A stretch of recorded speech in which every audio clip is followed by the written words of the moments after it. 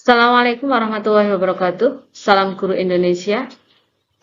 Teman-teman, kali ini saya ingin melanjutkan berbagi info tentang pelatihan mandiri di platform Merdeka Mengajar untuk yang poin aksi nyata.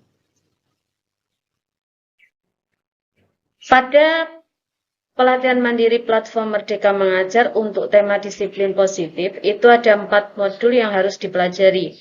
Yang pertama, bolehkah memaksa? Yang kedua, restitusi. Yang ketiga, posisi kontrol guru. Dan yang keempat, hukuman versus konsekuensi versus restitusi. Setelah kita menyelesaikan 4 modul yang ada, maka kita diminta untuk melakukan aksi nyata. Aksi nyata yang bisa kita lakukan sebagai bentuk praktek pemahaman kita dari pelatihan yang kita lakukan setelah kita menyelesaikan 4 modul yang ada, itu ada pilihan. Yang pertama, bisa membuat keyakinan kelas. Di sini, kita dapat membuat keyakinan kelas bersama murid, baik itu secara daring ataupun luring, dan melibatkan murid dalam proses pembuatan keyakinan kelas dengan diskusi terbuka terhadap murid, dan harapannya adalah keyakinan kelas itu diakui, diyakini bersama di kelas tersebut. Dan ada data atau dokumentasi yang harus kita lampirkan dalam bentuk PDF.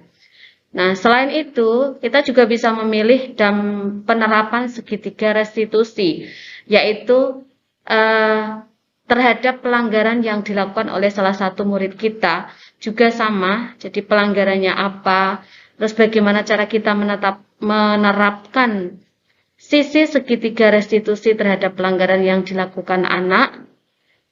Dan kita juga bisa melakukan yang ketiga, praktek posisi kontrol manager terhadap pelanggaran disiplin yang dilakukan siswa kita, dan kita memposisikan diri kita sebagai manajer untuk posisi kontrol guru. Dan praktik yang keempat yang bisa kita pilih itu adalah praktik identifikasi kebutuhan dasar murid. Jadi kita bisa menjelaskan kepada murid tentang kebutuhan dasar yang ada atau kebutuhan dasar yang harus dipenuhi. Misalnya meminta anak untuk menggambar, menulis, atau terserah. Jadi nanti kita memetakan kebutuhan dasar yang dibutuhkan oleh siswa, dan kita bisa melakukan tindak lanjut umpan balik dari apa data kebutuhan yang sudah kita peroleh. Dari 4 aksi nyata ini semua diminta untuk ada dokumentasi dalam bentuk PDF. Nah, dalam aksi nyata 4 ini saya memilih yang kedua, penerapan segitiga restitusi. Nah, yang saya lakukan, nah di sini, pada setiap hari itu semua piket harian guru itu ada di depan untuk menanti kedatangan siswa, dan kita ngecek kerapian siswa, baik itu dari terutama adalah kedisiplinan seragam. Nah, setelah kita cek kalau ada anak yang melanggar, maka piket akan mencatat pelanggaran apa yang dilakukan, apakah itu tidak memakai dasi, atau baju tidak dimasukkan, tidak memakai ikat pinggang, atau tidak memakai masker, dan lain-lain. Semua pelanggaran yang dilakukan oleh siswa akan dicatat oleh piket. Nah, setelah itu saya mencoba untuk menerapkan segitiga restitusi yang sudah kita pelajari. Yang pertama adalah menstabilkan identitas. Jadi, terhadap anak-anak yang melakukan pelanggaran disiplin ini, saya berusaha dalam aksi nyata untuk menerapkan segitiga restitusi dengan pertama adalah menstabilkan identitasnya dari orang yang melakukan pelanggaran, orang yang salah, untuk menjadi sukses. Dengan apa? Yang pertama kita lakukan adalah dia harus mengetahui pelanggaran apa yang dia lakukan. Alasan dia melakukan pelanggaran kenapa?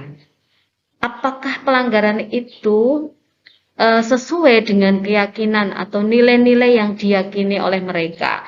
Sehingga kita mencoba untuk mengungkap, memberikan arahan pertanyaan-pertanyaan positif yang bisa memunculkan motivasi internal siswa agar tidak melakukan pelanggaran lagi. Nah, dengan adanya komunikasi menstabilkan identitas dia yang melakukan pelanggaran, terus memvalidasi kebutuhan atau kesalahan yang dia lakukan seperti apa, kenapa, dan kita melakukan diskusi atau ngobrol, berbicara dari hati ke hati agar dia sampai pada sisi segitiga restitusi yang terakhir, yaitu menanyakan keyakinan yang dimiliki atau nilai-nilai yang diyakini oleh mereka, sehingga mengetahui kebenaran yang harus dilakukan dan tidak melakukan pelanggaran lagi.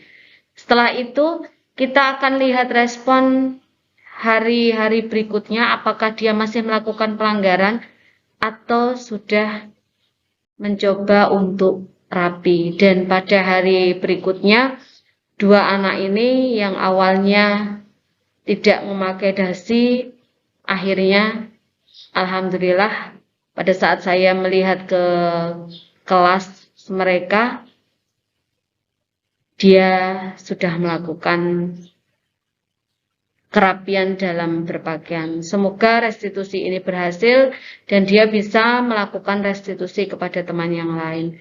Demikian tentang aksi nyata pada pelatihan mandiri untuk tema disiplin positif. Semoga bermanfaat. Jika ada kesalahan mohon dimaafkan. Wassalamualaikum warahmatullahi wabarakatuh.